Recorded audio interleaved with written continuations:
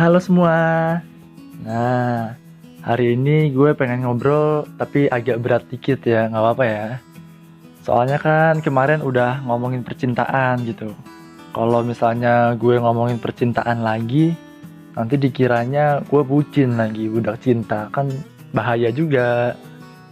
Nah, hari ini gue pengen ngomongin tentang pendidikan. Kenapa? Soalnya tuh gue agak resah gitu ya sama pendidikan di Indonesia. Entah kenapa ada yang ganjel gitu di hati gue tuh. Gue di sini banyak ngutip dari bukunya Dr. Adian Husaini yang judulnya Pemikiran Islam. Seringkali tuh kita keliru dengan makna sekolah dan juga pendidikan. Coba apa sekolah dan juga apa itu pendidikan? Paham sekolahisme udah begitu merajalela gitu di Indonesia, yaitu paham yang menyamakan sekolah dengan pendidikan. Padahal beda. Bersekolah itu nggak bisa disamakan dengan berpendidikan. Terus juga nih ya, kalau lu nggak bersekolah, terus dianggap nggak berpendidikan gitu. Kan salah gitu kalau dianggapnya kayak gitu. Coba deh lihat, di zamannya Nabi Muhammad aja ya, nggak ada yang namanya sekolah formal. Apakah di zamannya Nabi itu nggak ada pendidikan? Kan nggak juga, salah gitu. Terus juga Buya Hamka, dia dulu nggak bersekolah. Apakah Buya Hamka nggak berpendidikan? Kan nggak juga. Terus nih, ada lagi contoh-contoh.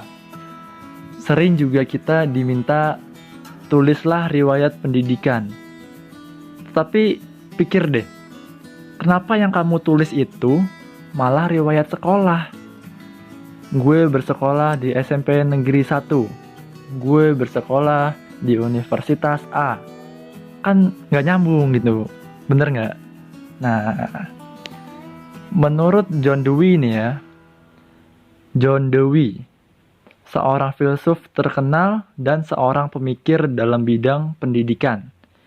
Dia itu mengatakan kayak gini, pendidikan adalah proses pembentukan kecakapan-kecakapan fundamental secara intelektual dan emosional ke arah alam dan juga sesama manusia. Nih ya, gue ulang nih ya. Menurut John Dewey, seorang filsuf dan juga pemikir dalam bidang pendidikan, mengatakan bahwa pendidikan adalah proses pembentukan kecakapan-kecakapan fundamental secara intelektual dan emosional ke arah alam dan juga sesama manusia. Jadi pendidikan itu bukan cuma belajar matematika, IPA, fisika, dan lain-lain. Tapi pendidikan itu juga belajar mengembangkan potensi dasar yang ia miliki. Dan juga kayak belajar ilmu kehidupan, seperti akhlak dan adab. Malah itu yang paling penting dibanding hal-hal yang lain. Peranan sekolah dalam pendidikan itu coba deh tebak, dalam urutan pertama atau yang kedua? Kalau menurut gue nih ya, peranan sekolah dalam pendidikan itu hanya merupakan tingkatan kedua setelah pendidikan di dalam keluarga. Karena apa? Karena seorang anak lebih banyak berada di rumah dibandingkan di sekolah. Dan kalau dipikir-pikir nih ya, secara naluri juga kedekatan emosional si anak dengan orang tua itu lebih dekat dengan si orang tua dibandingkan dengan si guru. Jadi pendidikan di rumah itu lebih utama dan juga lebih berpengaruh dalam mendidik si anak. Nah, jadi pendidikan itu bukan hanya di sekolah. Dan sekolah itu bisa menjadi tempat pendidikan, bisa juga enggak, tergantung dari proses pendidikan yang ada di dalamnya. Dan juga, nih yang penting nih, pendidikan itu bukan hanya 5 jam atau 8 jam saat kamu bersekolah. Coba tebak, berapa jam harusnya kamu menjalani proses pendidikan? Jawabannya itu 24 jam harusnya. Karena di seluruh hidup kamu itu harusnya kamu selalu berpendidikan. Sejak kamu lahir sampai kamu meninggal dunia. Tapi gimana Gal? Kan orang tua gue sibuk kerja. Terus siapa dong yang ngedidik gue? Nah, menurut gue nih ya, kalau orang tua lo ngerasa sibuk, terus gak ada waktu buat ngedidik lo, lebih baik lo minta deh dimasukin ke sekolah yang berasrama.